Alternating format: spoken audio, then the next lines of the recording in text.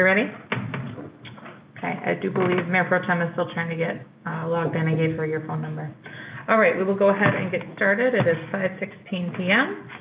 The Monday, October 19th, 2020 work session of the Marquette City Commission and the Marquette Planning Commission is now called to order at 5:16 p.m. Please join me for the Pledge of Allegiance.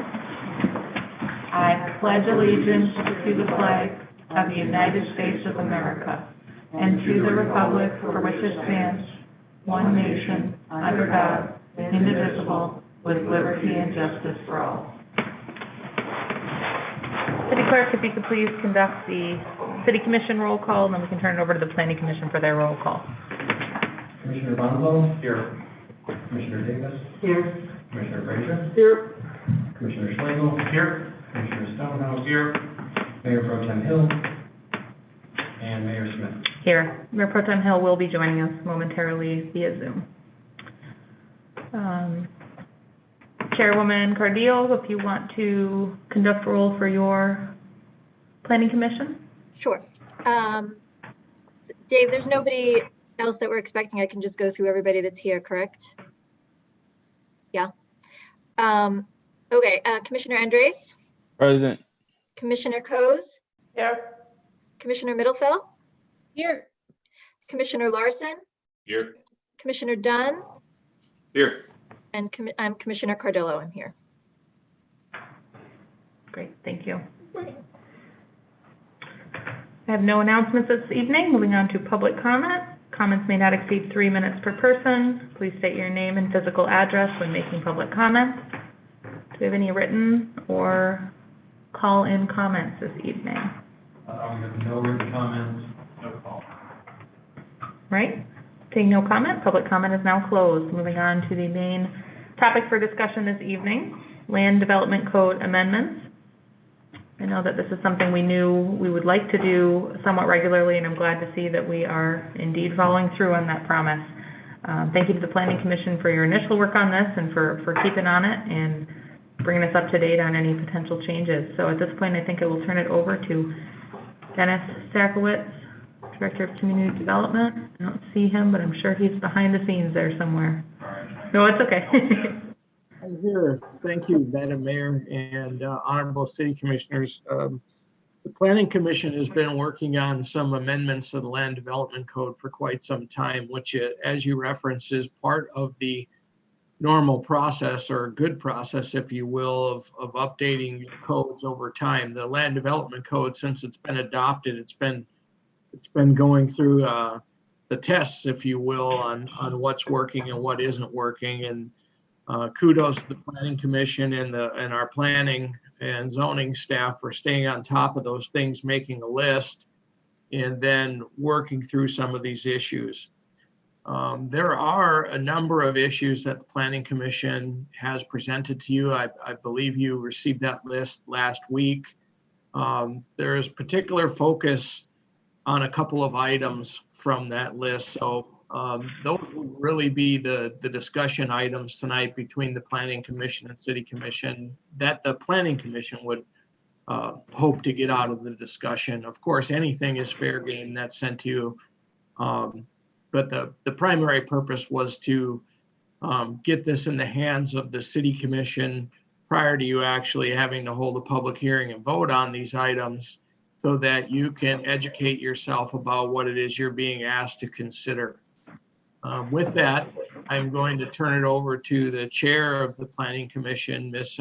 Cardillo, and we also have our staff available to kind of help through some of the technical issues as well. So thank you for allowing me to introduce this tonight, and I'm going to turn it over to Joy. Thank you, Dennis. So yeah, there's a lot of stuff in here that is really kind of technical and just kind of verbiage things. So I'm going to try not to get too caught up in it and kind of move quickly to the points where we'd really like to get your input. I think the majority of everything in here, the Planning Commission was pretty easily able to come to consensus or work through the issues on.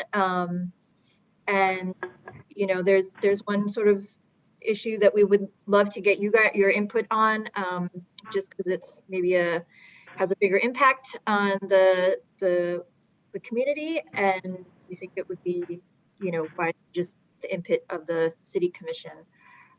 So just kind of quickly going through these issues. Does everybody have the doc? I can't really see you guys too well. So do you have the document? I can just start kind of from the beginning and quickly move through. Does that make sense? I'm seeing a lot of head nodding, yes. So we all have it available to us. And we are on, which of the two, I guess, would be helpful? I'm guessing the LDC proposed amendments document starts at Article 2 definitions. Yes, that's the one. Thanks. And Dave, feel free to jump in if I'm missing something, but I'm going to try to go through these mostly pretty quickly. This first page is really just some verbiage changes. There's nothing really very controversial in that first page. The second page was really kind of a correction of moving the outdoor, well, not really a correction. It was a decision in the Central Business District to move the outdoor food and beverage service from a special land use to a permitted principal use. This is somewhat sensitive to our current conditions and making it just easier for businesses in that district to utilize their private. This is dealing strictly with their private property, so not things happening within the sidewalk area where they would need a separate license. So just within their specific footprint of their property, allowing them to do it as of right.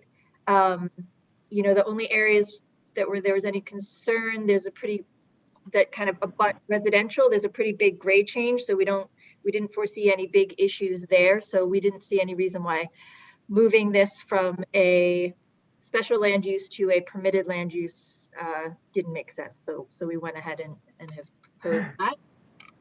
And Chair? Yeah. I'd also just like to say the DDA was in favor of that as well. Yes, thank you, Dave. That's true.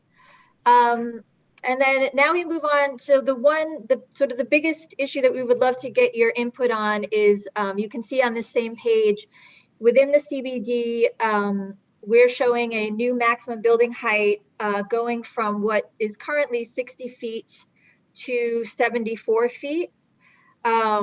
Dave, started out by giving us, if you can see the second document that he, I think, provided, he did a survey in the neighborhood or in the district of buildings that surpass the 60-foot height and found that there is a pretty substantial number of buildings that are in fact higher than 60 feet. Within our community master plan, we talk about smart growth. And one of the major components of smart growth is to take advantage of compact building design. And so by kind of increasing the allowable building height within that district, you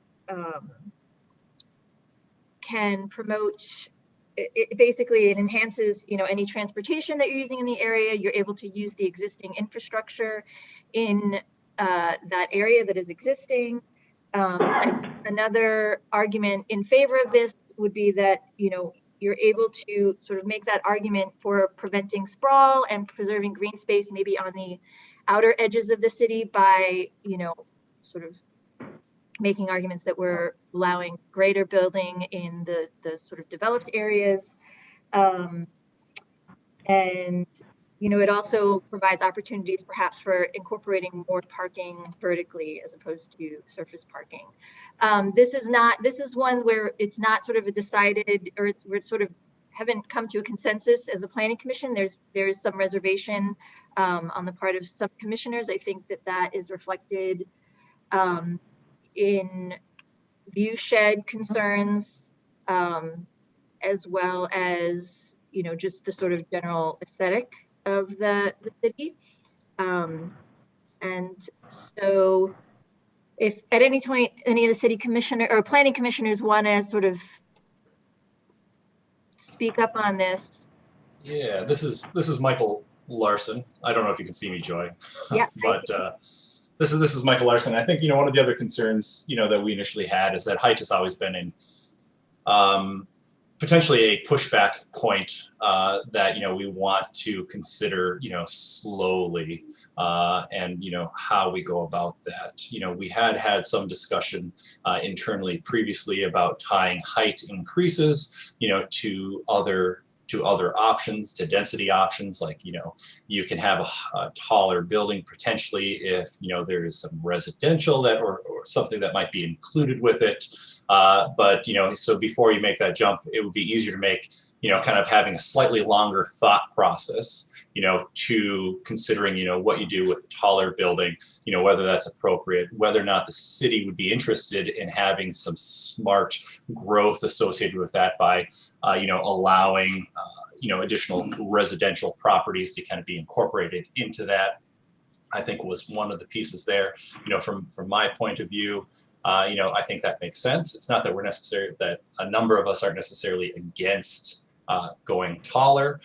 However, it does present an opportunity to think of, what the city would like to see, with a taller height restrictions, or taller height allowances, I should say, higher height allowances. So that's kind of where a few of us are coming from. I know that some others had some other thoughts, but I think height is certainly one of those things with view sheds, and that we want to take a little bit more slowly and consider potentially, for the next round, or at least that's where I'm coming from. And I know a few of the fellow commissioners, we got kind of thought there's nothing wrong with taking it a little bit slow. Joy, if I may. Is that, yeah, I see your hand, Paul. I'm going to let Commissioner Andres speak, and then we'll come to you. Yes, I'm agree with Mike as well.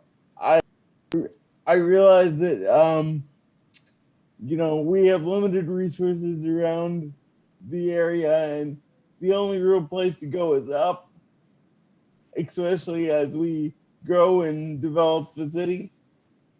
However, I just think we need to do it slowly and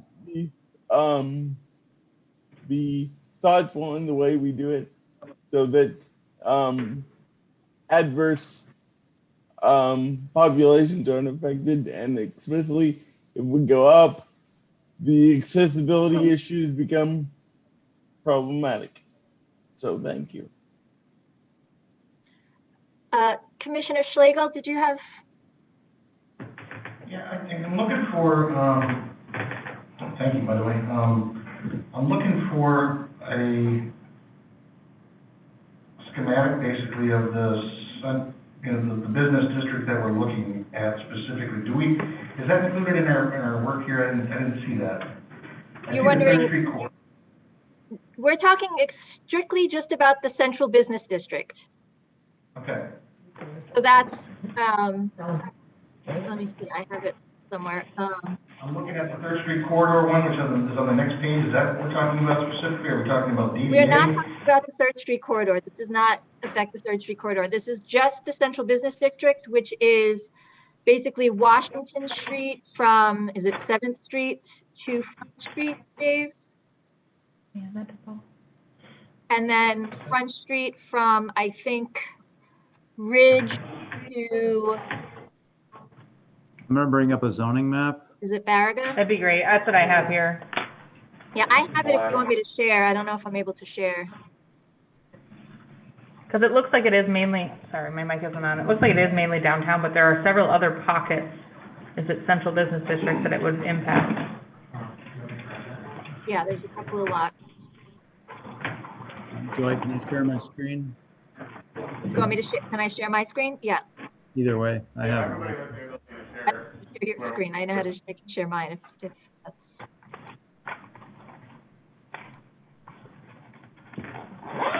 Is that working for everybody? Yeah, so if you could zoom in a little to where we're talking about, it's small.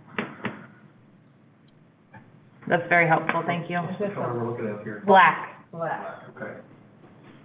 So, Is that looking legible? And then it's there, Yep, that's great, thank you. Thank you. Okay, and then I guess along those lines, is there any, or are there any residential, just general residential homes within any of that space? I mean, is there one or two that might have been, they're still being occupied individually, or is it all business? Yes, there are. Would a homeowner be able to, if they fell within those parameters, you know, could they go up to 75 feet or 74 feet high? Dave, do you want to answer that? Sure. So the height standard would apply to any property, any lot within the central business district.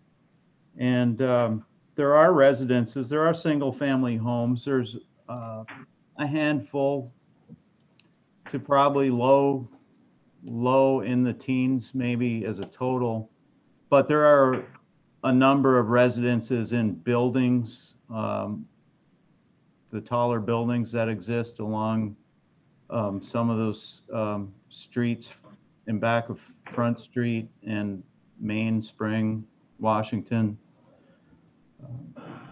But the standard of 60 feet has been in place for decades. So the concept of going slow on a height increase is a matter of perspective. The height hasn't increased for, actually it was probably reduced when the standard was set, because there are a number of buildings, of course, that are taller than 60 feet. So that standard has been in place at least since the late 70s or early 70s. And the fact is that today's building standards, to build a 5-story building, it's almost impossible. A 60 feet height limit really limits the buildable space to 4 stories.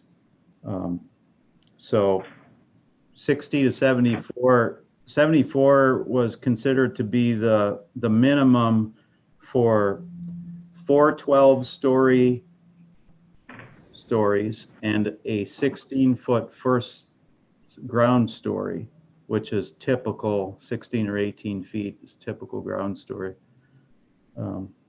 So just for reference, that gets you to 74 feet with 5 stories of those dimensions.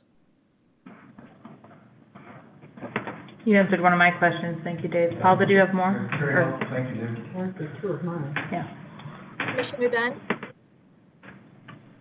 So I'm kind of on the same page with Commissioner Larson, but I did bring up at the last meeting something that I hope it's not complicating things, and I hope it's not making things more confusing, but sort of a separate issue that I've had is that I wish that we could get some sort of 3D fly through or some sort of view corridor, either drawings or graphics that give us an idea of what the view corridor is like from a bunch of different angles, to see how that's going to impact neighboring properties. And I guess I brought it up here just thinking that that might be a way to have some good leverage in order to get that additional submission,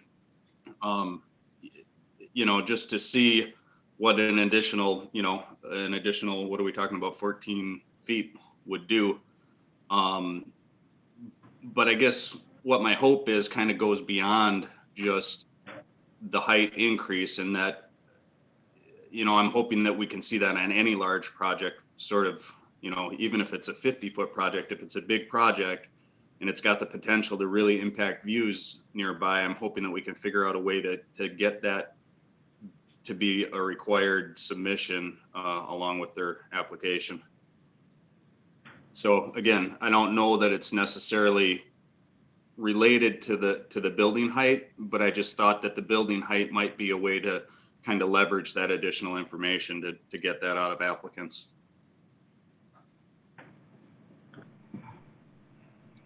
So I guess on this is the one issue where we really would love to hear the input from the city commission, just because I think it is something that will have an impact on the community. And, we do think it would be sort of interesting just to take your temperature on how you think the community would feel about this, people that elected you. So I would, if you guys want to give us input on that, we would like to hear it, because I do think, tomorrow night we'll be having some additional debate on this, and that could help us kind of inform our discussion. Thank you, Chair Cardillo. Let me just ask a little bit about process of this meeting before we get into this. Mhm. Is this kind of the biggest question we have to grapple with tonight, or do we have Yeah. several items that we need to get through? I would say this is by far the main issue. Everything else, I think there's pretty good clarity amongst the group, and I think we feel pretty good about everything else.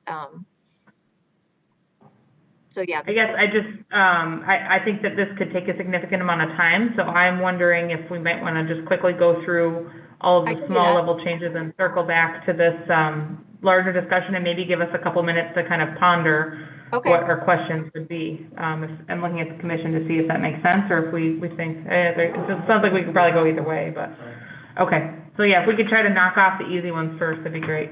Okay. All right, let me pull back up. Do you want me to just leave this share screen up so you can? Wait, having a little- Yeah, I think that's great. So moving down to the 3rd Street corridor.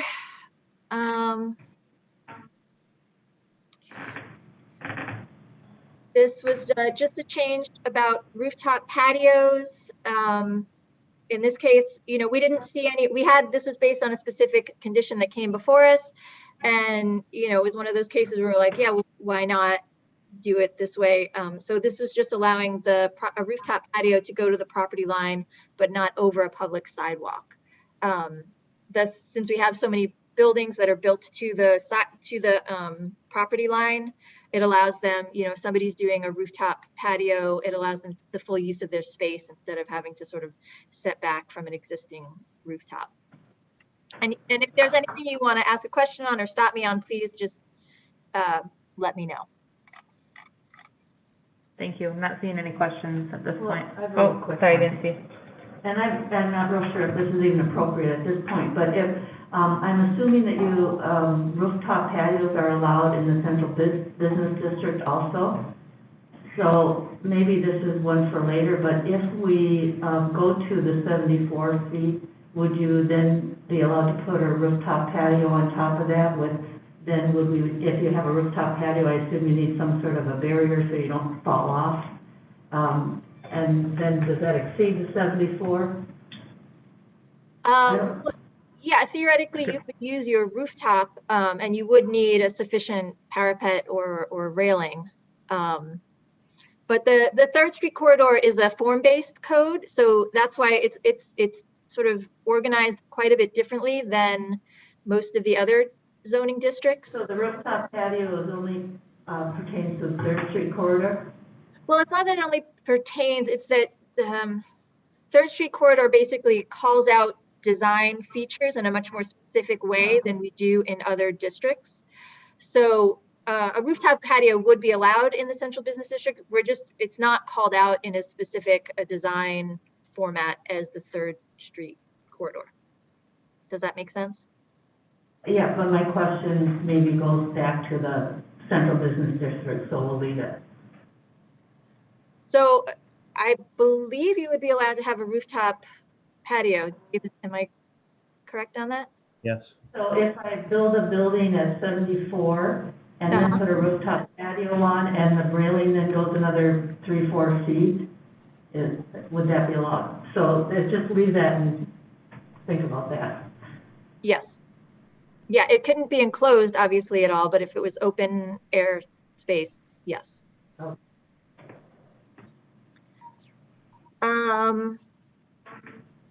If there's no other questions, I'll keep going. Yep, go ahead.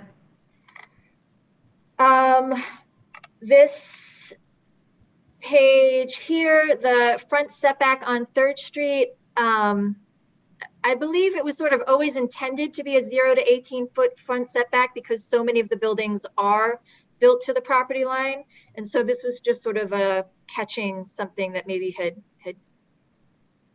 crept in here that we didn't necessarily initially intend, because we don't want to have buildings that are already there be in non-conformance. And then the next one, the front setback for an outbuilding. This was, again, just a way, we're always kind of looking at this for ways to simplify how these things were applied. And this is for an outbuilding. We're showing that an outbuilding, as opposed to being 40 feet max from the rear property line, all we're saying is that it has to be a minimum of 20 feet from the front setback. It just makes it a little bit easier to understand. And it works better with the lot. I believe it works better with the lot dimensions. And then again, the rooftop patio, I think this was just a difference between T5 and T4. So this is in both districts within the 3rd Street corridor. We're showing that the property line, a rooftop patio can go to the property line. Is that clear? Feel free to ask me. I know this is like a little bit in the weeds, and I don't know how much you want me to explain details, but I'll try to make it as clear as I can. The riparian overlay district, this was really about, I think, giving the zoning administrators, or at least calling it, we built in that there were certain aspects of the riparian overlay districts that the zoning administrators could approve without it having to go to the planning district. And we just found that there were some areas within the language where we didn't call out that that was the case. So we're just trying to provide clarity by specifically calling out that, certain features subject to the review of the city planning commission which was what it originally said, or the zoning administrator. So we're just adding that language in there to make it clear that there are certain conditions can be just approved by the zoning administrator. Mr. Schlegel has a question. Thank you. I would assume, and this is probably a question for Dave, but Dave, lots of times there were things that would come to your office and you guys would take care of those without having to bring them to the planning commission. And I would imagine that this is probably one of those things historically that you've been doing that with. You're just adding the verbiage here to kind of just make sure that it's in writing, right? I mean, Exactly. There are a number of things that are exempt from site plan review, such as single family and duplex homes don't have to be approved by the planning commission. They're approved through the zoning compliance permit process. And then there are minor site plans that we are able to approve under the LDC standard. And so in one case, we were presented with a person that wants to potentially build a road across a established stream. I think it's part of the upper reaches of the Oriana Creek. That project would not require planning commission review. It's on private property. It's a driveway extension next to the creek, not filling the creek or anything like that. But this is one of the things that would not require the planning commission. But the language in here, the way it's written, there's no other body that could approve that. Well, that's the correction. That's the reason for this. Same as those other exceptions. thank you. Mm-hmm. And so this page and basically the next page is just adding that into different portions of the code. I think this all relates to the riparian overlay, right, Dave? Yeah. Okay. Yeah. So this is just all more of the same, just providing that clarity, making sure that our code kind of is clear front and back. This PUD, this is a slight change. Again, this is just some verbiage that we've added for clarity. Oftentimes this happens as a result of a specific case. I think this was probably in response to our most recent PUD change request, which involved the timelines of their contract. And this is just clarifying that requesting a change to the contractual terms related to the timing or other non-dimensional aspects would require basically going beyond the zoning administrator and have to go before the planning commission. Is that correct, Dave? So this is in here basically as a direct result of that case that just went to the city commission on Monday last week. the attorney for the applicant was adamant that this was not an issue that had to be settled by the city commission. And that obviously was not the case. And I just wanted to clarify in here that things that are minor amendments, just to try to clarify that even more by saying, you know, there's other issues besides these dimensional things that do have to be considered in a public hearing. And this is one of them. I mean, if you've got these other terms that were agreed upon, like that timing of development issue. So this would essentially give us clarity moving forward, stating that that issue is not a minor amendment.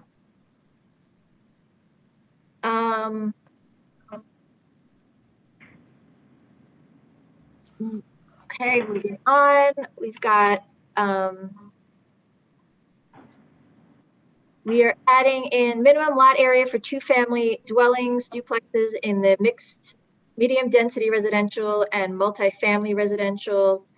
We're adding in the multifamily residential to the sizing for the 2-family duplexes. Just a clerical error, fixing a clerical error, an omission.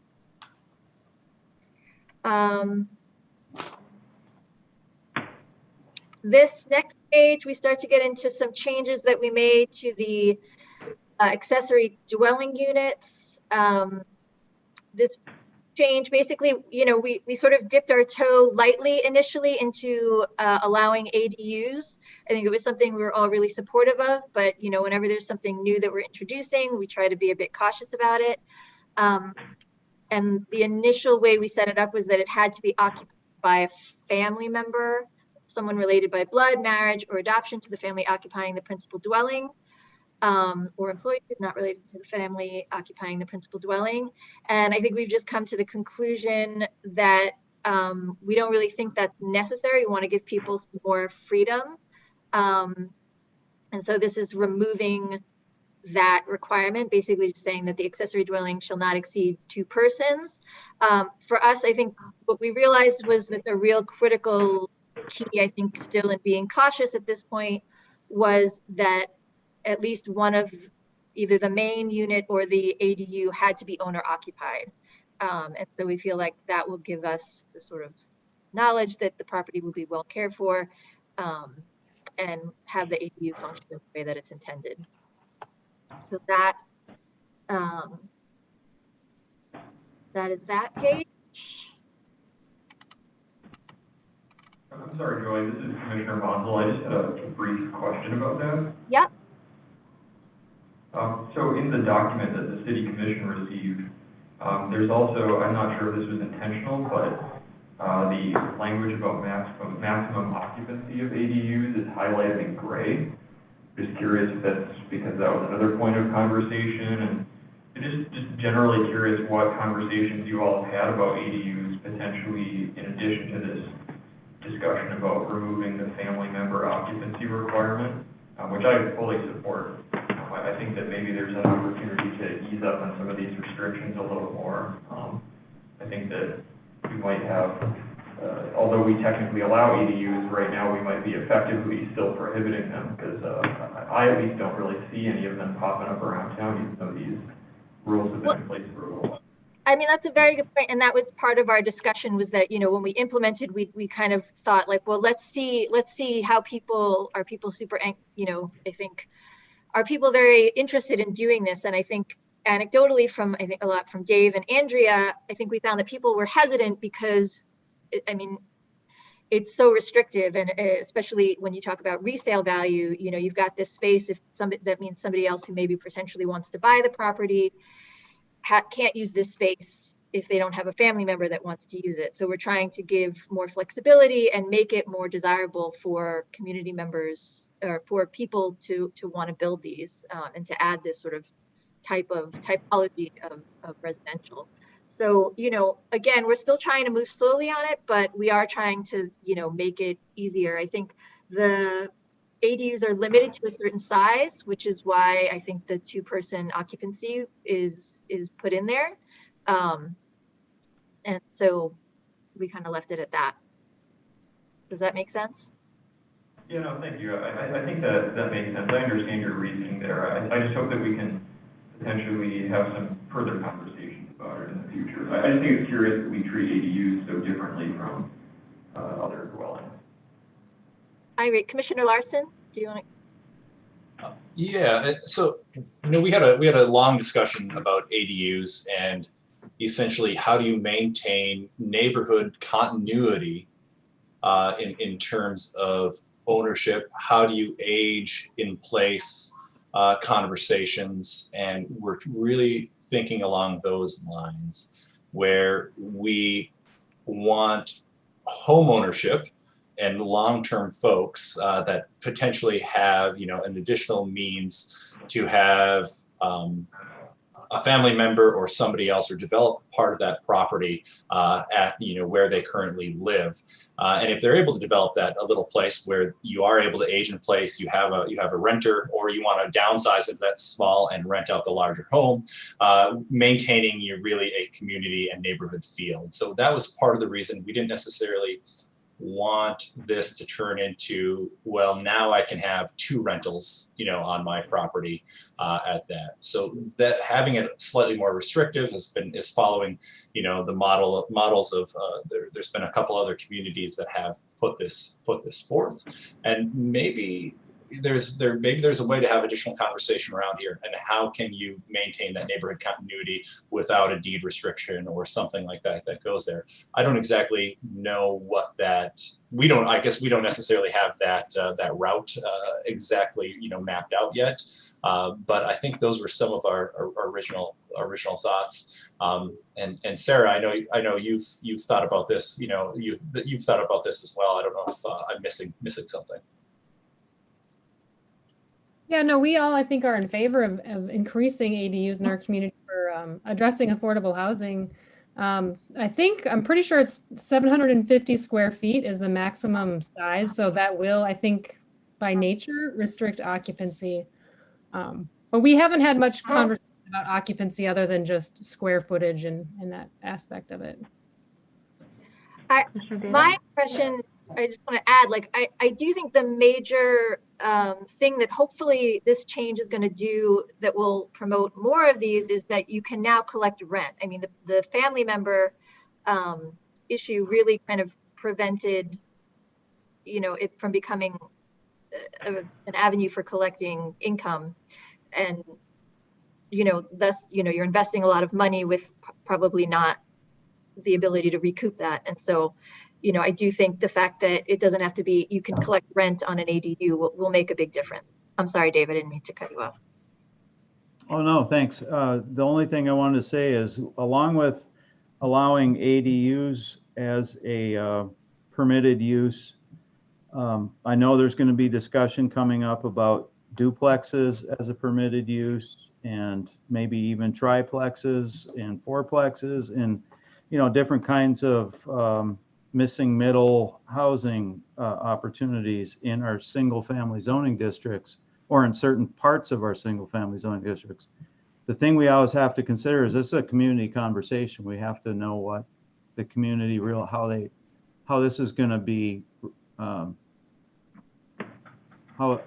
it's going to be received. And one of the big issues that we always have to contend with when we're adding density is the impact of the personally owned motor vehicle. Because when we add units, we typically are adding cars to the property, and that becomes a difficult issue. And so we can't just consider the units themselves in isolation. That's my only additional thought on that, is that's why I think it's going to require more conversation. Commissioner Davis had a question. Just a little scenario question. I really appreciate where you're going with these units, and just wanted to do a little question about the 2 persons And I do believe that the size of it would probably be limited, but let's say that there's a young couple that's living in there and they have an infant, all of a sudden they have an infant. Is just wondering if there's going to be some way to give them some time or, you know, just if any sort of exception for something like that, because that might be perhaps the only thing that they can afford at that time. It's a good question. Well, I don't think you're limiting it necessarily by occupancy of two, are you? You're just saying that the size of the dwelling is going to, pretty much dictate the size of No, the family that's gonna be. We do have language in there saying the occupancy of the accessory dwelling unit shall not exceed 2 persons. That's great, area, that's staying in. I think that would be added. Oh, that's added? Yes. The great, okay. All right, so just maybe there's some language that you could come Oh, up it's with. changed? What did it used to say? That's what's in the code now. The gray was just highlighted as Oh. a discussion. Planning. Okay. And it will stay there?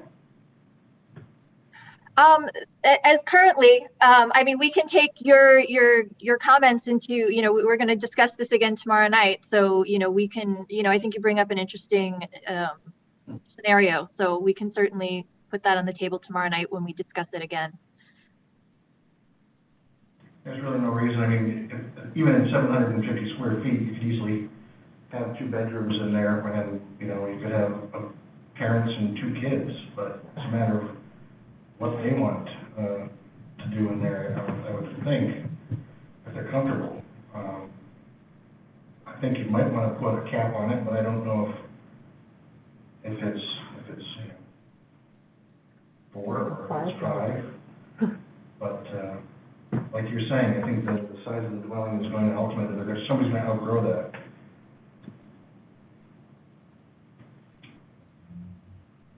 Perhaps adults? Are you able to specify 2 adults? This is the thing where the conversation comes in, is we have unrelated adults specified as, when we talk about maximum occupancy for single dwelling units, is for unrelated adults. Right.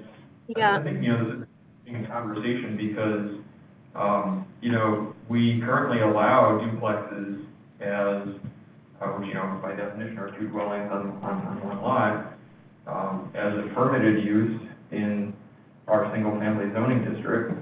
And to me, you know, to my mind, I'm not sure there's a huge difference between a duplex and an ADU on a single lot with an existing single-family home.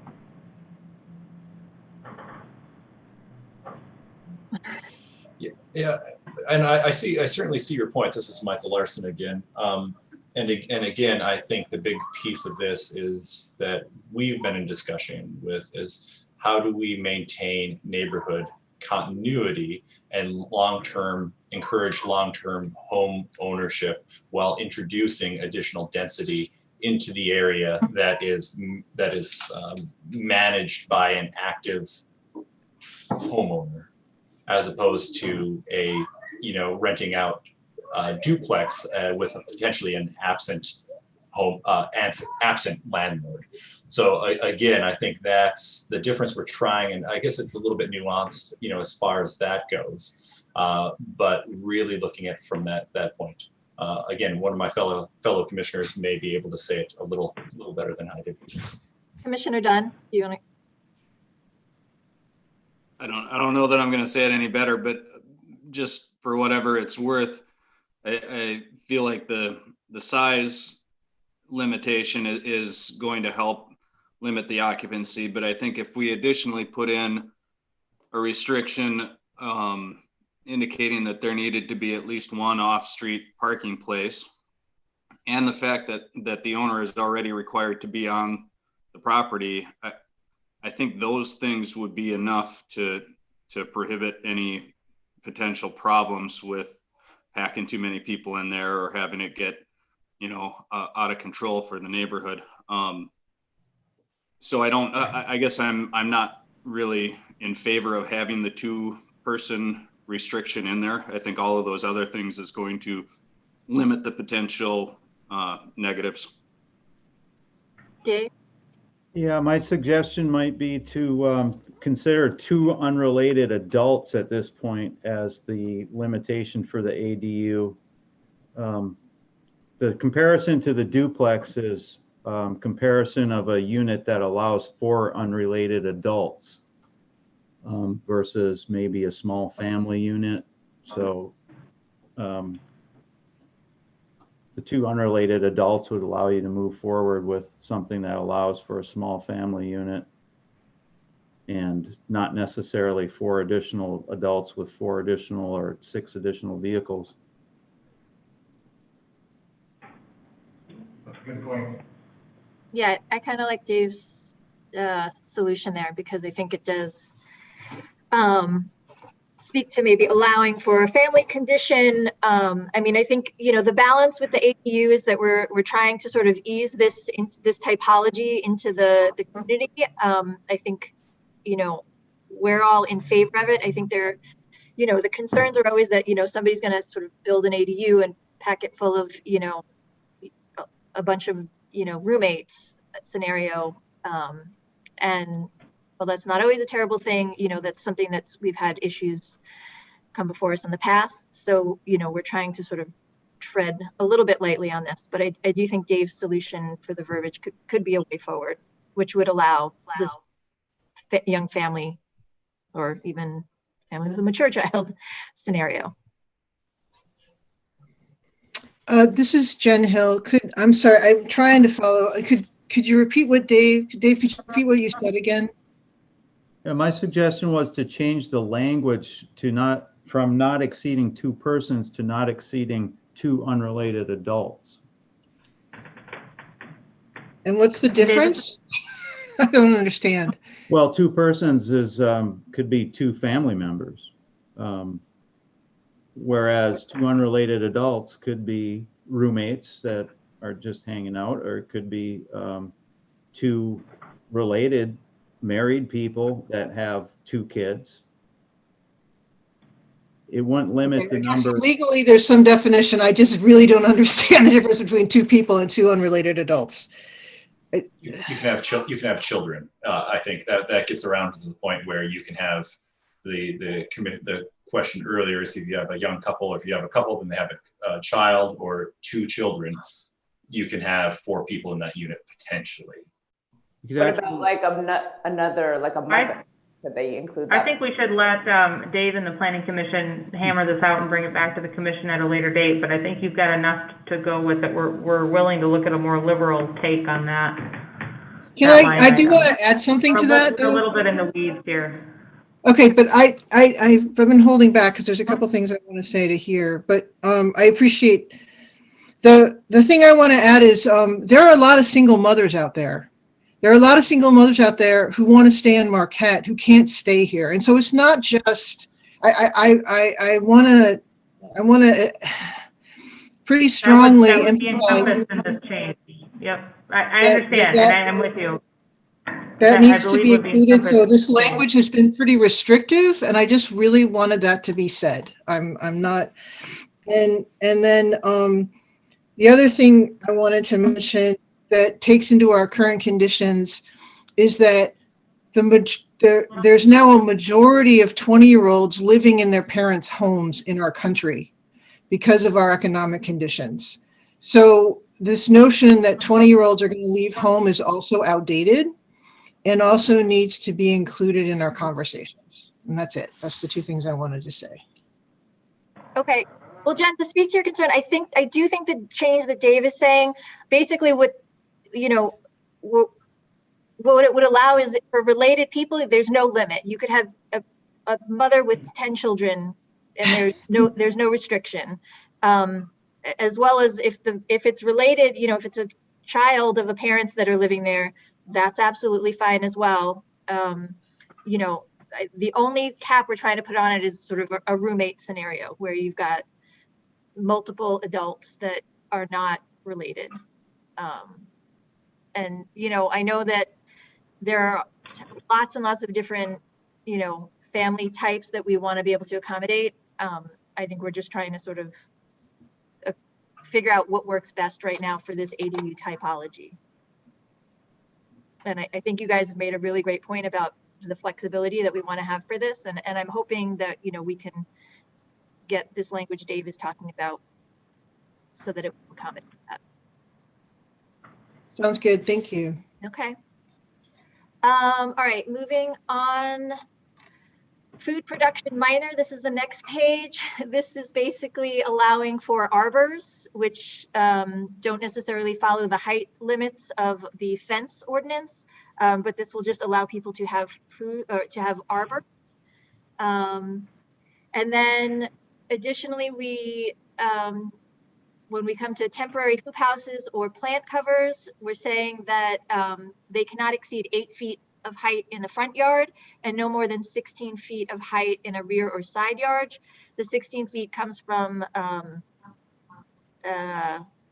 accessory building structures. That's the limit we have for your standard accessory building structures. So we're just including the hoop houses in the side and rear yard to fit within those guidelines.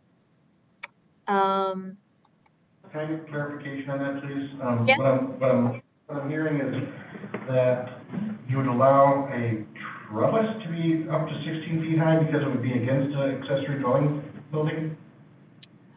Well, so, okay, the arbor is different. So the arbor up above, we're not stating what height it should be. I mean, I think we're thinking of sort of a standard, you know, not more than 8 foot high arbor. Stated at Would be 8. part of a fencing system. Yeah, I'm sorry, I should have said trellis, I'm sorry. You're talking about hoop houses and So this plant is covers. two different issues. First, we're talking about arbors, which would be part of a fencing system. So if you have a fence around your front yard or your side yard, and you want to add an arbor, which is basically like a little, like a portal, not little, it's a portal, you know, sort of something that you walk through. What? I got you there. I'm sorry, I shouldn't have mentioned arbors. What I meant there was, under the temporary hoop houses, you're saying that hoop house or plant covers can be up to 16 feet high because of the, that would be in comparison to a accessory dwelling in a backyard.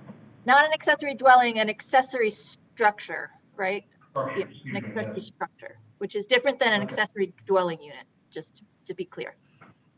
Okay. I can What was the explain previous? that a little, if people want. I did a little research on that. Paul, if you want to look, we're looking into this and looking at different types of hoop house structures. And for our snow heavy climate, they really recommend a Gothic structure, which is sort of like the slightly Pointed more arch. peaked top. Yeah. A pointed arch. No, pointy arch. Yeah. And so it's hard to get that pointy arch at 8 feet. And so that's why we decided in a backyard, having it be essentially the height of a shed or a garage height would probably be okay. So that's kind of why we made that change. Thank you. Okay. So home occupations is the next. I think this again was in response to this year that we're having where maybe there's a lot more home offices and home occupation scenarios. And Dave, I'm going to ask you to help me here, but so basically what we're calling out is a home occupation shall not be conducted in an accessory building. Instead, what we want to say is no activity related to the home occupation shall take place in an accessory structure with the exception of storage of supplies and or equipment.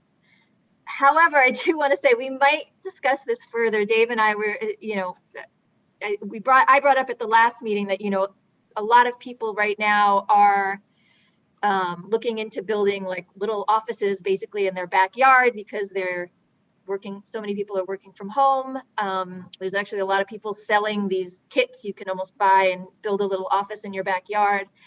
And so I think we just maybe want to work the language out to sort of ensure that it's not being used as a shop or as something, you know, light manufacturing or anything like that. But I think that we might open the discussion up a little bit to have some sort of removed offices within your backyard. Commissioner Bonville? Thank you, Madam Mayor. I just had a quick question about, and forgive me if this sounds kind of like, sort of like basic, I suppose, for lack of a better term, but why do we currently not allow home occupations and home offices in accessory structures? What was the justification for that?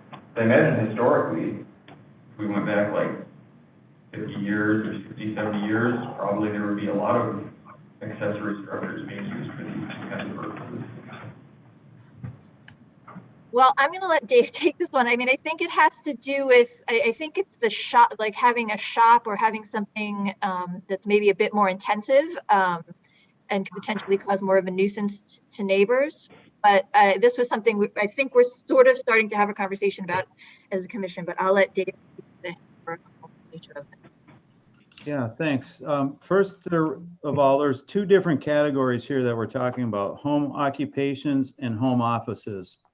The home occupations is listed first here, and that typically has been people that are using a house as an office for a tax. Maybe you're a tax consultant or an attorney or a dentist. We have several of those type of situations around town. Those licenses have been in place for many years. That's more of a situation where you're putting a sign, you're allowed to have a minimal amount of signage to, you know, state what your business is on the outside. And the home office, by contrast, is you can't tell anybody's doing anything at that home that's not atypical. Yeah, it looks like a home, acts like a home. You don't have clients coming there. It's just using part of your home for a business purpose, which our assessing department, we've had this permit for home offices because in the past, if you had a bunch of expensive business equipment in your home, our assessing department would capture that when they came and did your home assessment once every 3 years, and you would pay a higher rate based on. Now, I'm not sure that the state still has that tax for that kind of business equipment, but I know in the past that was a big part of the personal property tax. So the proposal here is to keep the permit for home occupations, but allow the accessory structures to be used for storage. And then with the home offices to potentially allow for accessory structures to be used for the office itself. That's something the Planning Commission hasn't really talked about at length, but that's something we put in here because it was brought up at the last meeting, and it's definitely merits some more discussion. It is happening around the country in a lot of communities. There are manufacturers that are making home office sheds. So it's a thing I think we need to consider, and taking away the requirement for a permit for home offices seems like something we probably, you know, should be doing, considering there's so many people working from home now.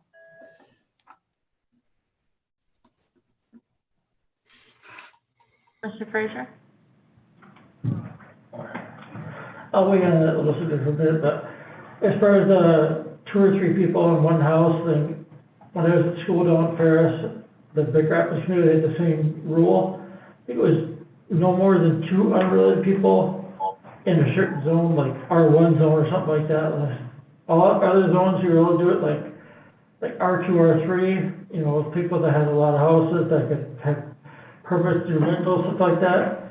But I had a house and I had people like Dave come knock on my door all the time, because I had my cousin with me and had one extra friend with me. The guy kept on arguing me saying, you know, no more than you have 3 unrelated people live in your house. I said, sorry, I have 1, because we have 2 cousins and 1 extra roommate, you know. And so people find ways to get around it. I can't get around it, but there's ways to do it, and I think, you know, nobody's gonna just have a bunch of rental people, but I think, you know, have somebody stay with you for a while. There's all kinds of ways around that. That's something to look at, you know, because, you know, if there's, say, like you have friends move back to town, you have a place to live for a while, you know, if it's you and your wife and family and then one extra person, just stuff to look at. You could look at that maybe tomorrow, something like that. Height stuff is just, I think it's more related to, you know, whatever, like, I know the biggest problem people have is with all the condos downtown by the lake, you know, over the highway and stuff like that. I think technically they're within the height range, but the problem is they didn't account for all the fill that the contractor put in down below, which raised the level up like 6 or 8 feet, which really buildings up. So it's something like when your people suggested looking at a site plan and around the surrounding area to see, you know, okay, this building's so high, then we're just gonna block, if they're gonna block so and so and so and so, you know, I think, but then, you know, but I think home offices, it's a different thing. Cause a lot of people have home offices, they have little, you know, a computer, maybe a printer or something like that, that's one thing, but to have a full-blown office at your house, it's different, you know, but that's something you could look at. The test department could say, okay, let us tour your house and look at things, but as we look at everything, I think you're doing a good job. Well, I think we've had some discussion on this. Do we need more discussion, or can we move on to the next section? All right, I Commissioner have Davis. one question. This is Jen Hill. Jen, hold on 1 second. I just called in Commissioner Davis. Oh, sorry. Sorry. And I'll try to keep this quick. I just need a little bit of clarification on a home occupation. From what you were saying, if I was a beautician and I wanted to work on my home, that's a home occupation. Or if I'm a masseuse and want to work on my home, that's a home occupation. If I was an artist who used welding, would I be, and it says here that I can't do my home occupation in an accessory structure. So I would not be able to do my welding in my garage?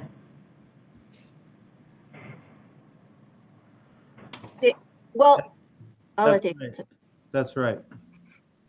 So I could do it in my house? If you fell under there's a state exception for art instruction, but I think as an artist using an acetylene torch in your house, I don't know that that's something that sounds like manufacturing. It doesn't sound like something that should be done in a residential district. So if I'm an artist who does woodworking or welding, that would be manufacturing? There's not a lot. home occupation? Okay. There are definitely a lot of people that are doing things like that in their home. And occasionally we run into situations where it's causing a nuisance in a neighborhood and maybe violating the noise ordinance. We've had that situation, people running saws and drills late at night into the wee hours. So I think that's why the not allowing a home occupation accessory structure continues to make sense, because people will do that kind of thing at any hour of the day. And so there's a place for that in other areas.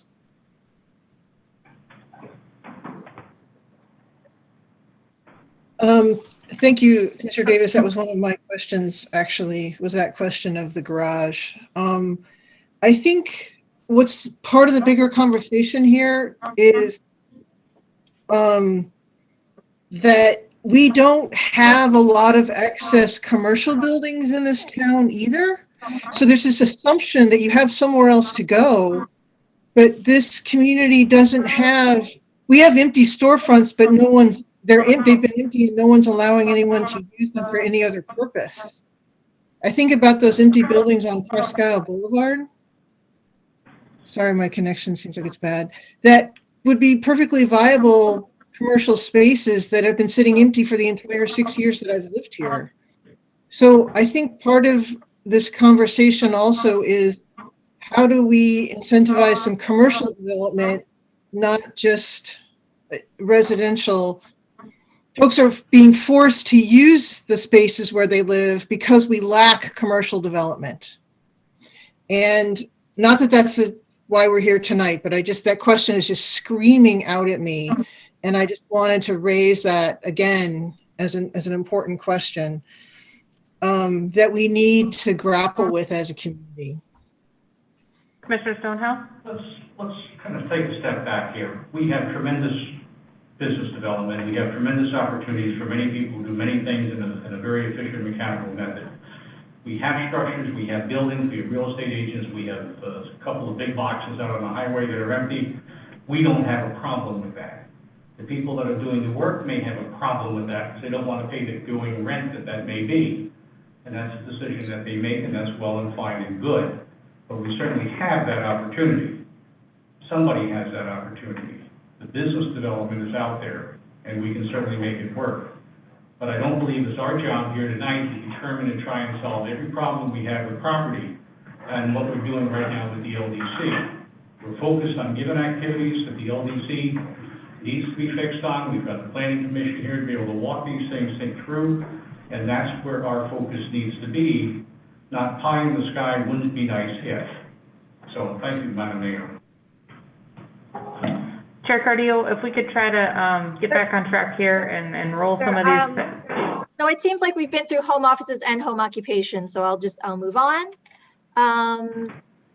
We have a small note on animal keeping, which I think is just about calling out that permit for animal keeping is related to the structure, not necessarily the animal. This general provisions, this is just adding in basement window wells as an permitted encroachment. That's really just a bookkeeping thing so that people can put in window wells for their basement, which provides light and air. And that's acceptable in a setback area. Again, this accessory building structure, item number 4, no permanent accessory building shall be located in a front yard. That's again, I think just a bookkeeping, kind of spelling out things that maybe we thought were obvious. This clear vision triangle, and I can't see, my video on the commission has disappeared. So Jenna, if you would, Commissioner Smith, if you would just kind of call out if somebody has something to say, please. Yeah, and you know what, I think for the remainder of this work session, I think we're just gonna have you roll through everything, and we'll ask questions at the end, just in the sake of time and getting through some of these. So commissioners, go ahead and write down any questions and we'll circle back. I just wanna make sure that we can get through and focus on the highlights here. Okay, clear vision triangle, this is basically allowing the city to, at their own discretion, allow people to not shovel the clear vision triangle, because there are cases that it just becomes too onerous when there's so much snow. But it's basically at the zoning administrator's discretion. Special purpose fences, I think this was just a minor thing about having to remove them, right? This was just saying that you have to take them down, and more, that, yeah, more clarity to that whole section. right. And then when it comes to solar energy, we were just trying to clarify a couple of additional things. Sorry, Jenna, Commissioner Smith, you didn't say something, did you? I thought.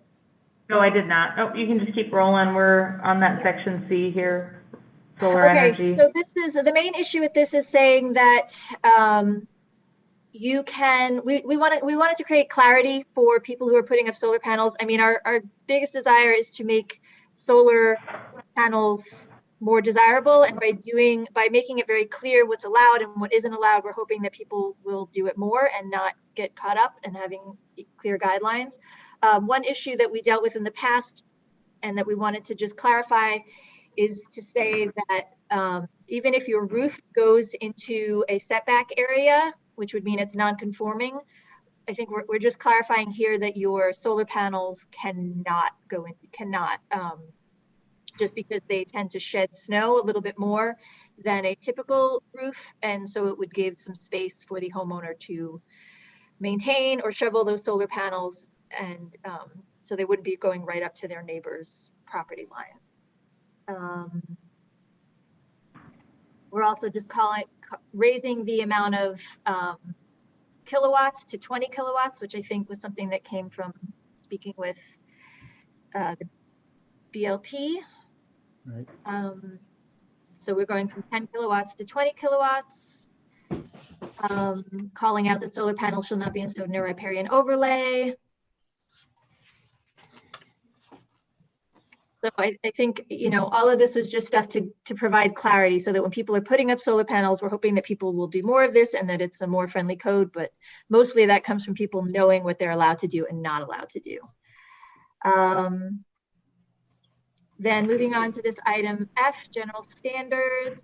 This was really about being more permissive about having people to get rid of solar panels if they're not in use, giving them a little bit more time so that they don't have to get rid of them within 12 months if they haven't, or if you haven't used them within 12 months, you had to get rid of them. We're giving more time, 18 months. Moving on. Dave, I'm gonna let you do the parking just because I think you can speak about it quicker and with more.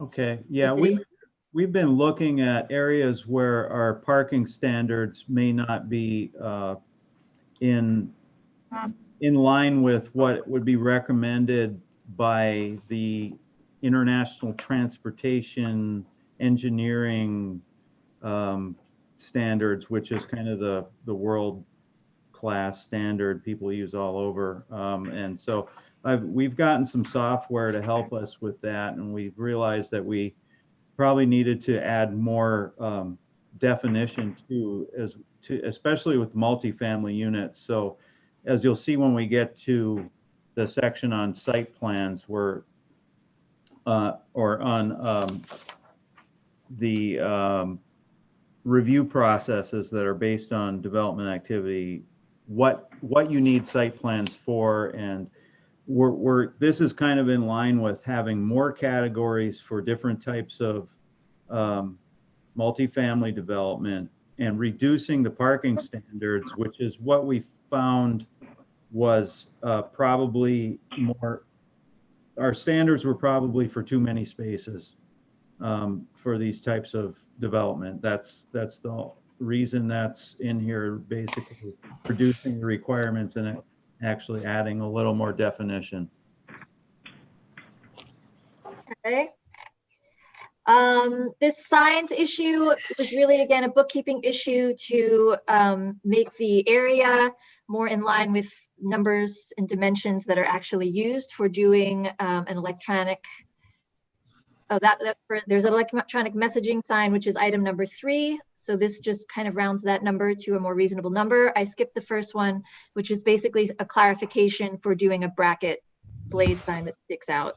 And I'm not going to get into the weeds on it unless you have a question, but it's a pretty just technical clarification that makes it easier for people to understand what they're allowed to do. Administrative procedures. Dave, this one was just... In this first section, so in this section, we are getting into what types of development are subject to what types of review.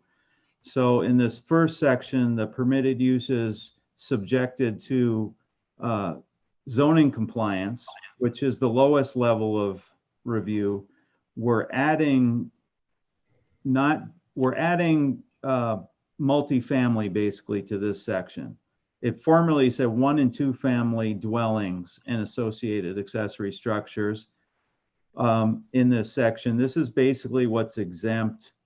So we're adding to that any residential dwelling, 1, 2, or multifamily, has these same exemptions for being from the permit. So you don't necessarily have to have a permit to replace every piece of your deck or your porch, your steps.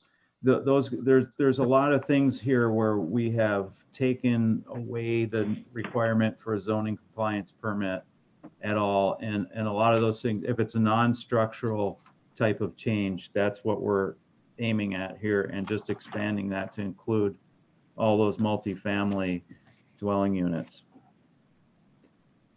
Okay, we're almost done here, right? And then this page here is really just going through what conditions require site plan review versus a minor site plan review versus being exempt from site plan review. And so Dave just added some additional clarity to this. And I don't know that I need to go through this. If you guys have any specific questions on it. it's basically, I think one of the major issues that we're saying is that new construction for multifamily residential units, the container will contain more than 20 units will require a site plan review, but if you have 5 to 20 units, you'll be able to do administrative or minor site plan review, I should say. And so that's going to make it hopefully a little bit easier of a process for doing multifamily that's between 5 and 20 feet. Again, if you're doing a commercial or multifamily residential project that's an addition, alteration, or renovation, and it's less than 2,500 square feet, or less than 20% of the original size, again, we're saying you can do minor site plan review on that. And then if you're doing less than 10% of commercial or multifamily work, you're exempt from site plan review. So it's basically making it a little bit easier to do some of these projects. Dave? And there's one thing I think we are going to need to add in there, and we'll talk about this tomorrow, but I can expect this to be added, would be multifamily residential units that contain less than 5 units would be in the exempt from site plan review category. Okay. Doesn't mean it won't be reviewed for stormwater impact or any of the other requirements like parking. It just means it won't go through full site plan review. That's basically this section. We're trying to take some things away from the difficult site plan preparation is an extremely expensive process, and this is another thing that hits the affordable housing topic directly by trying to reduce some of the review expenses associated with that. And then, thank you, Chair Cardillo. And oh, sorry, is there more? This is the last page, I promise. And this is a really minor language thing about minimum topo lines. We don't have to get into that. So yeah, we are done. Great. So I think, I guess I thought maybe there was actually quite a bit more to discuss than we anticipated. So, I mean, it's good. We've got an engaged Planning Commission and City Commission. It's not a bad thing, but I just want to make sure that we're able to get through it all and think about things a little bit more broadly. So let's get back to the downtown height restriction conversation. And then after that conversation, I'm thinking that I'll have each commissioner I'll call on each commissioner for any questions or comments on the whole presentation tonight. So first, we'll just talk about height restrictions and potential height change from 60 feet to 74 feet. Commissioner thoughts, now that we've had time to kind of think about that as maybe the bigger item of the evening. Commissioner Schlegel? So the 74 feet would be to the top of the building wall, right? Not mid-rake on the roof or anything like that? Or is there a difference in that too? I know that at one point the height was, I believe, halfway to the peak on a pitched roof, and then 74 would be the top of the Dave, you want to answer that? Yeah, that 74 would be to the top of a flat roof or to the midpoint of basically just about any other kind of pitched roof. But one thing I'd like to call out, if we can go back to the map of downtown, is when we talk about the central business district, we're talking about that black area that, is everybody seeing that? Yes. You seeing the map? Yes. Yes, there. So we have adjacent to that, the waterfront form-based code general 3 district. Front Street is where we break between the central business district and the form-based code district. You see all of that blue and white hashed area here is form-based code district. And so behind that, to the west of that, is the area we're talking about, 74 feet. So we're really not talking about the prime harbor view area. I just wanted to call that out. So for the most part, any buildings in the central business district would be along corridors where we already have fairly tall buildings. We already have, everything is built in pretty much to the property line or close to it. And those new buildings are going to be, they're not going to be really impacting views of the waterfront.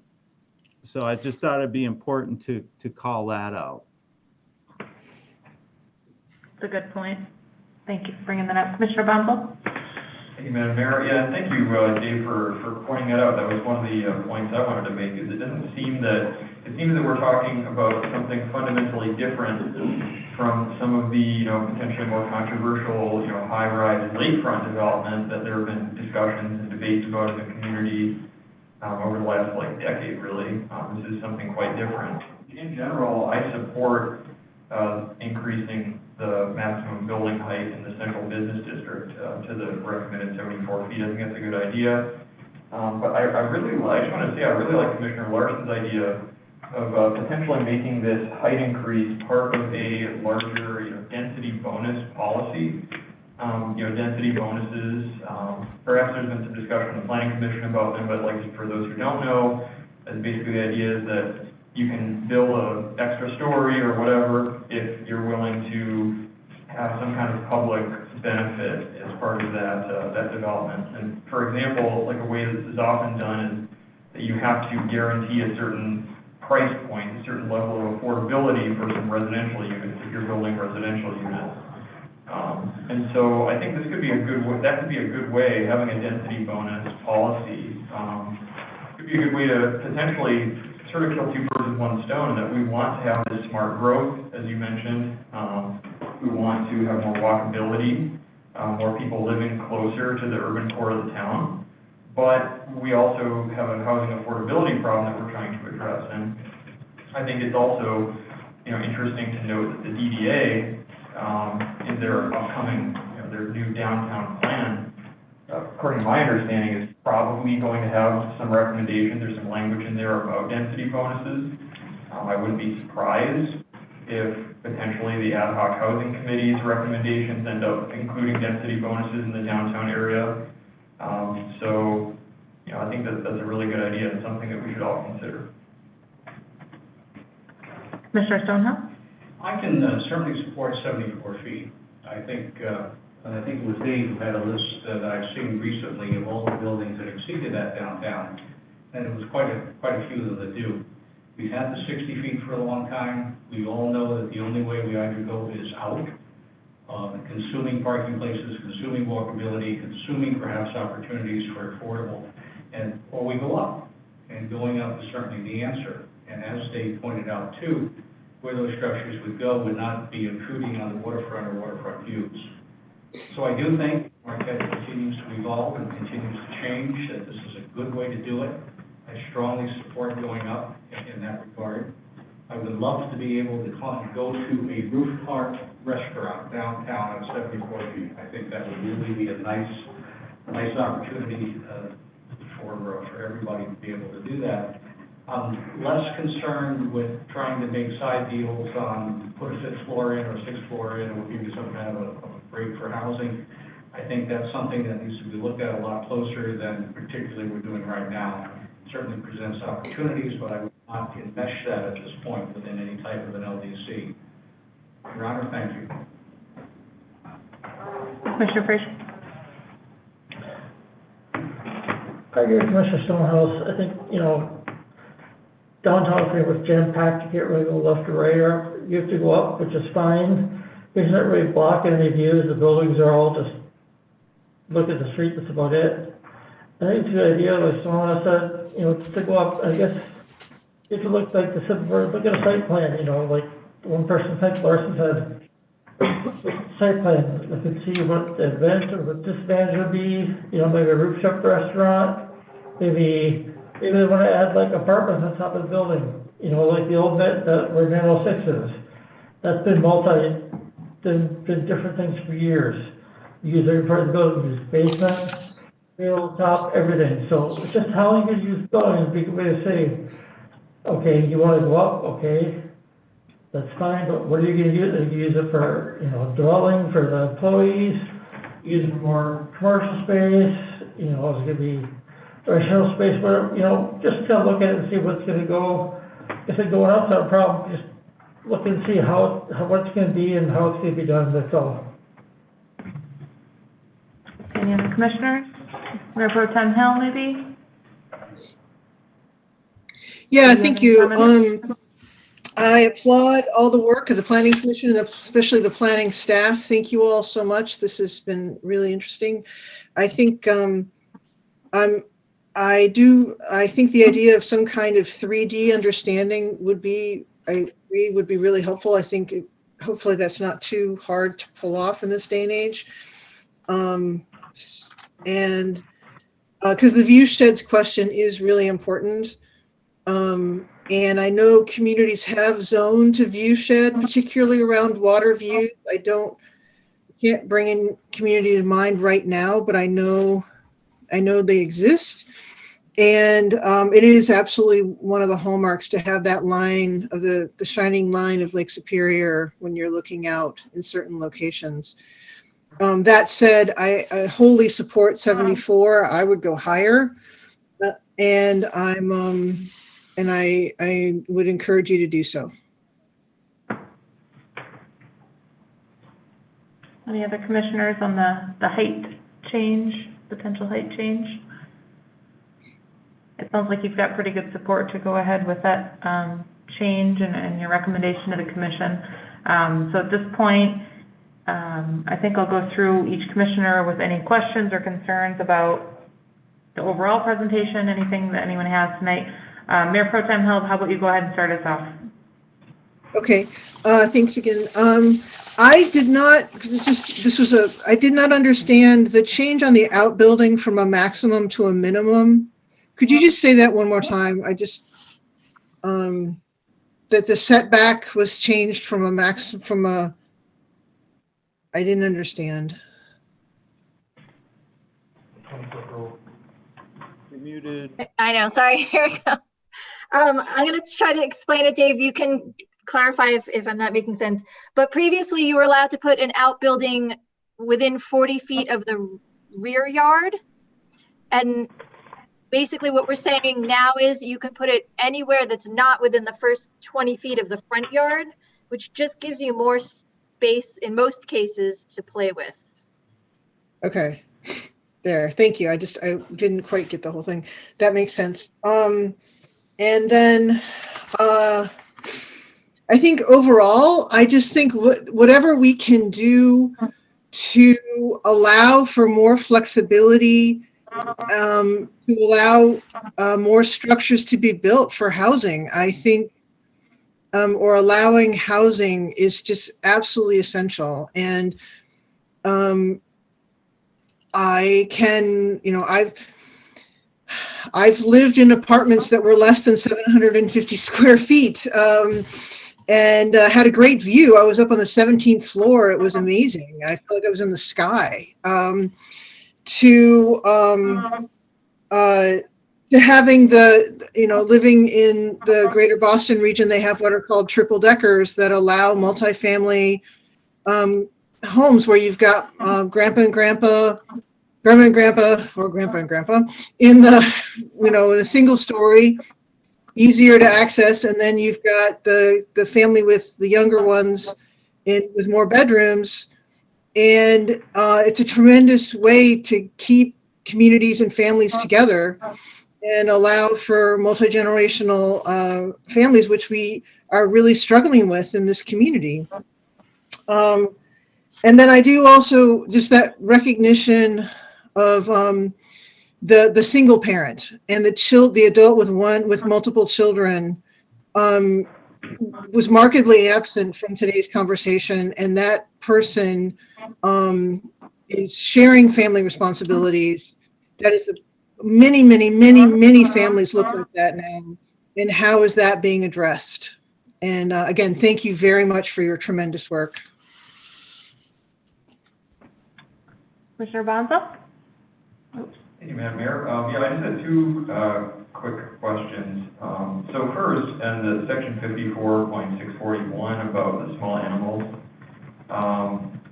So I was just curious about the change that was made, are we just like, so we're just amending that to clarify that we require a permit for the structures in which the animals are kept, not for the animals themselves? And that kind of raised the question to me, like, well, were people being charged for both, or were we requiring permits for both before? And I guess just want to note as part of that question that I have been approached by, multiple people in the city who, feel that the fees, the permitting fees for small animal structures are sort of prohibitively expensive for them, which is unfortunate, seeing as I think part of the goal of allowing keeping small animals was to help people become more food secure and help them save money on food. Dave, yeah, go ahead. Yes, so the change is just to call out the fact that these are permits on structures, and the fees we have in the approved fees, which the commission just approved recently for this fiscal year, are about half the cost of the fees. If there's two types of structures for animals, there's the enclosures and there's fences, and basically you can use an existing fence, you can use an existing shed, but if you're using it for an animal, that's where a permit is required. If you're not using it for something else that it was already permitted for, now you want to use it for an animal, that's where the permit's required. But those permit fees are about half the cost, or if you're building a new one.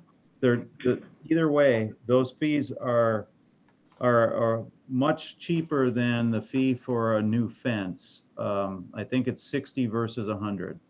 So it's 60% of the cost. And, I think the Planning Commission has considered that issue, and I'm sure not everybody, it's not 100% agreement on the fees for small animal keeping, but I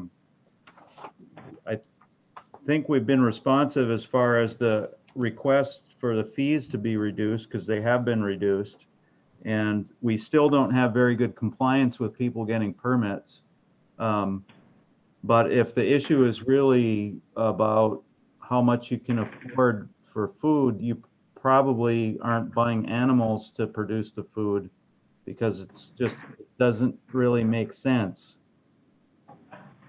It seems like the cost to produce an egg from a chicken is a lot more expensive than buying the eggs. Yeah. All right, yeah, thank you for that, Dave.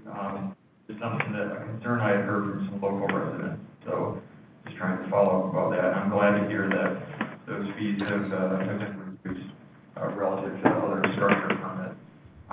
The only other quick question I had, I understand this isn't directly related to the LDC, but I think it is indirectly related.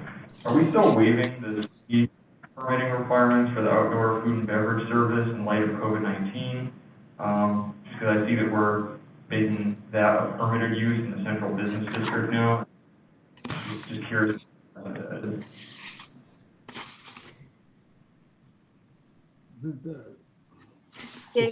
The city's been allowing outdoor food and beverage under the, I don't know what it's titled, emergency order, the city's own declaration. But no, the permit fees for long-term permanent outdoor food and beverage have not been waived. It's just people are taking advantage of the current situation. So we haven't had any people getting new permits for that. That is a situation, though, that is going to need to be addressed at some point, how we transition.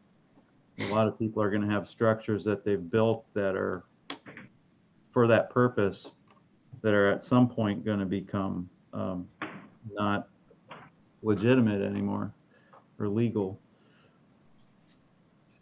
Yeah, thank you. And I think that's kind of where I was going with that, is that, perhaps, this is, we should use our experience with COVID-19 and seeing, okay, we had some sort of emergency relaxations and requirements and things like that. So people were able to do some things more easily, or do some things they normally wouldn't have been able to do in the past.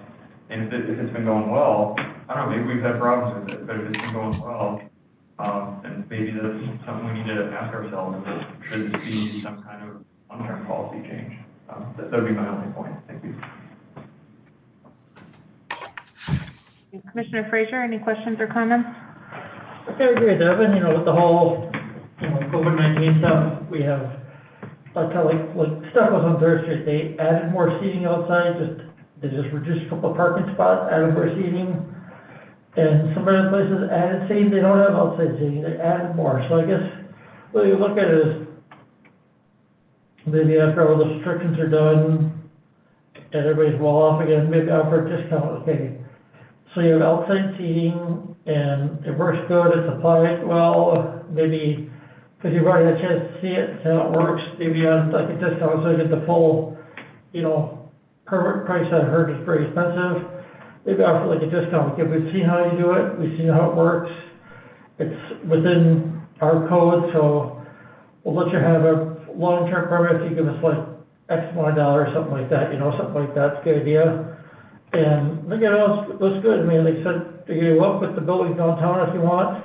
If you get more people downtown, it's not a problem. Hopefully the hospital going up. That whole area's gonna change down by the hospital. And so we'll see anything Walk Road is gonna go, Rutland Road is meant to go west and be downtown. So we'll see how that happens. And like I said before, one person said, look at the site plan. Somebody says, okay, we're going to go up, well, is it going to block a view from somebody or so-and-so, and also account for what's underneath. Like I said, the properties down there in the Founder's Lane, they didn't account for all the extra soil they put down, so it's something to look at, look at the height of the building, but also look at what's going on top of it, that's one thing to look at. Commissioner Davis? Yes, thank you, Mayor. I am just very appreciative of the work that you're doing to update these things and make them more flexible. And in fact, I was just reading one of the Michigan Municipal League magazines, and they had some suggestions for more progressive communities and what they can do, and it seems like you're just following all of those that they were suggesting. So thank you very much. I do want to say the one thing that seems a little off to me, and maybe you can't do anything about it because of legal definitions, but the home occupation and not being able to use, say, their garage or an outside building. And, I'll just have I could be up in the middle of the night making a birdhouse and it'd be noisy. But I have a friend in Lower Michigan who makes lights for rowing boats so they can be seen in the dark. And she happens to make them in her garage, and she sells them worldwide. So I would consider that a home occupation. I also consider it not a noisy thing, but maybe she is considered light industrial, but she could be making them in her home also. So I don't know if you can do anything about that, but just some thought, because it just seems a little off to me. Thank you. Commissioner Schleifer? Thank you. I love the fact that you guys are still massaging this as often as you are. It really is a compliment to to when this was originally done, and it was supposed to be a living, breathing document. You guys have really held true to that, and I just can't tell you how excited I am to see that. It's going to be so great for the future people that are in your seats and the future people that are in our seats. So keep up the good work on that. There's a lot going on. I really don't have anything else in regards to these other changes that you guys have. What I would suggest is, number one, for the sake of every sitting commissioner and commissioner to come, if we could get a step-by-step process that goes through some of these major issues, some of the major functions that the planning commission sees, that spells it out for the commissioners if they don't have experience with it, such as the site plan review. How does that happen? Just a half-page bulletin that says, here's your submission, and then the person gets this, and the person, they have to go to the planning commission, it gets referred up to here, or it has to go back, whatever that process goes through. I would like to see that in writing so that it would make it so much easier for commissioners that don't have planning commission experience to understand that entire process, because first reading versus, the next step, it spells it out so much easier for, just for general understanding, if at all possible. And then I would really look at these changes and I'd say, if you're not gonna enforce them, then don't do anything with them. I get a number of calls from constituents, and one recently was a single-family dwelling that the person that owns it's from Escanaba. It's in a very quiet neighborhood, and the owner is renting it out right now to students at Northern. There's 6 people that are living in there according to the people that are renting, and there should only be 4, right? Because we're talking about the 4 non-related people in a building, or however the verbiage was that is in here. And my point is that they've been complaining to the city a lot, or the neighbors have, and they said, well, when it was inspected, it was inspected and passed to be set up as a rental unit. I don't know all the details, but my point, what I'm understanding is that they're not enforcing that,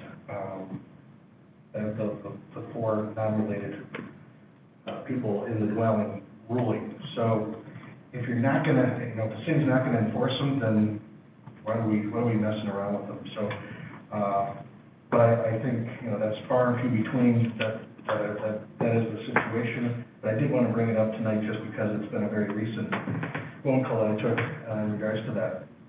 Other than that, keep up the good work. Thank you for being so diligent with this and other areas of the planning process. It is making us a better community day by day. Thank you. Commissioner Stonehouse. Thank you, Your Honor. Planning Commission, thank you very much for what you do. You grind very finely. You produce a great product. Obviously, as I look at this document, there's some things I would prefer and some things I would perhaps not prefer. But by and large, I think it's a very good document. I deeply appreciate the work that you've done in putting it together. I would ask you just to think of a couple of things. One would be, I think neighborhoods are critical to the city. And that when you look at how we're going to change something, and perhaps that something is adding additional housing into that neighborhood, that you consider how that will impact the neighborhood. There's no sense throwing the goose or the baby out with the bathwater by doing one thing that's inevitably going to cause another. So just give it that consideration on it. I would also request that you demand 3-dimensional simulations. I think if you have somebody that's putting a project together of a given amount of value, and you can determine what that is, with that document should come the 3-dimensional software that shows exactly what it's going to look like when it's constructed and what the various views of it should be. It might be interesting to have the city do the same thing for perhaps, again, the Central Business District, that gives you a benchmark opportunity to see what it all looks like right now. Because that visualization, I believe, is absolutely tantamount to the good work that you do. Finally, I would ask you to take a real hard view of home workshops. And I say that because about 15 years ago, I watched a house fire in Sam's Township where the fellow had a welding shop attached to his house. And you have not seen 4th of July until you have seen propane tanks and oxygen tanks exploding in front of you. I mean, it is extraordinarily dangerous, some of the activities that can be carried on in a home workshop. And maybe that's a better thing for the fire department to look at and suggest certain activities be outlawed or not be permitted. And maybe there's other activities that are benign enough that they could be permitted. I had a friend that was a potter, and he did a lot of his work and sold some of it out of his garage. And I thought, well, that's an activity that really probably should be permitted. So I would ask you to, again, just take a good look at it, please. Other than that, thank you very much for what you do. Thank you, Commissioners, and thank you to Chair Cardillo, to the Planning Commission, to City staff for your endless hours of work on the first revision of the Land Development Code, and then now continuing on with your efforts and making sure that we're evaluating as time goes on, which I think will be beneficial for future planning commissions and city commissions so that we don't have to do a major overhaul again. Hopefully we can just do these fine tunings every year or every couple years, depending on how that goes. I think we've had some good discussion tonight. I would agree that some of the things that have come up, you know, around housing affordability and maybe different family structures, they're absolutely things that are on our minds.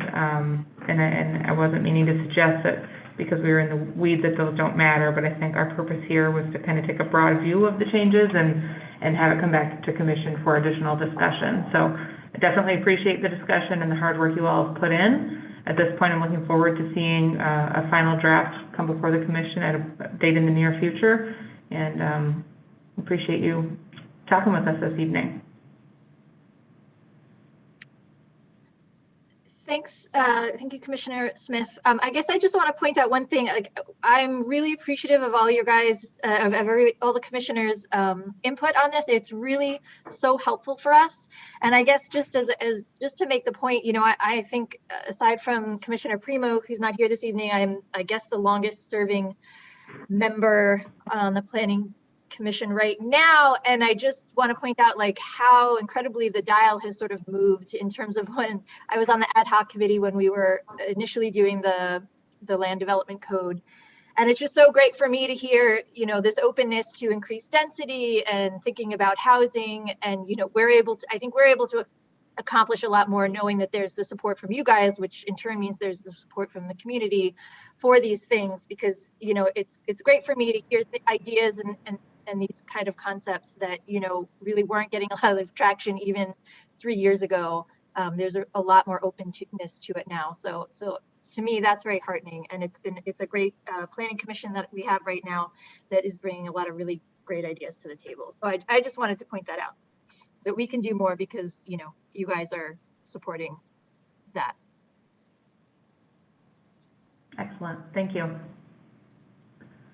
All right, well, I think we have had sufficient discussion on this topic. Chair Cardillo, do we have more from your side of things, or should we move on to the second public comment session? Does any of our commissioners have anything they want to? Doesn't look like it. Looks like Dave maybe has something he wants to say. Dave, you're on mute. Got it. Thank you. I just want to address a couple things. We are working on a redevelopment ready community guide. Commissioner Schlegel asked about having a step-by-step guide. Now, one page is 17 pages is what I think we've got.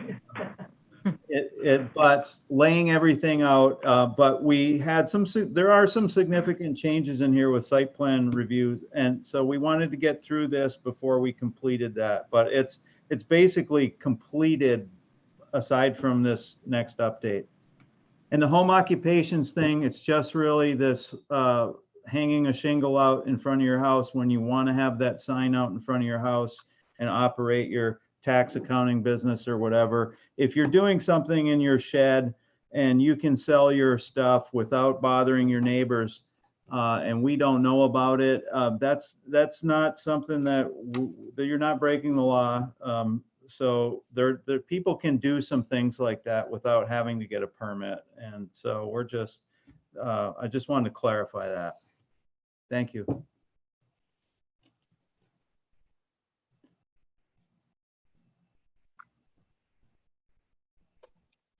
So I think that's it from us, Commissioner Smith. I'll send it back to you.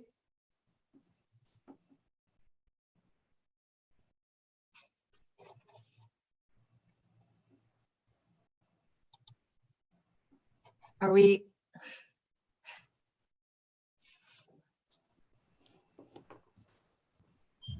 Do we need Commissioner Smith to adjourn? I think they adjourned us because whenever Sean goes to the mic, that means it's been cut off. Oh. So we're left here in Zoom. Yeah. Sean's turning off the phone. Okay. To get booted. I posted in the notes here because it was of interest to folks about the view. We're back online. Okay. Sorry. Dave, you raised your hand and we weren't able to hear what you were saying. I think we got the first couple sentences and it cut out. Oh my, okay. I just wanted. Our phone cut out. Sorry about that. That's site plan review. But you're Thanks. stuck in I time. was just mentioning that we have completed basically a document for development review, how that works for your general public or your developer interested in developing in the city. We wanted to get through this next amendment to the code though, since there were some significant changes and we reference parts of the code in that document. And then just wanted to clarify that with the home occupations, there's a variety of stuff a variety of things people are doing now in their sheds and stuff at home that aren't bothering their neighbors, and it's not illegal. But if you want to hang a shingle in front of your house and call it, your accounting business office, that's a different process, and that's where we're having a difference in process here. That's all. Thanks.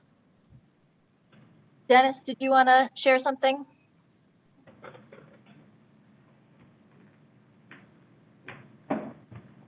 You're on mute, Dennis, if you wanted to share anything. Actually, my son was asking me for a snack. Sorry, I was responding to him. I hope you gave him a snack. All right, I think we can go on to public comment. Yeah? We good? Do we have any written or call-ins for public comment? Seeing none, public comment is now closed. We are adjourned at 7:09 p.m.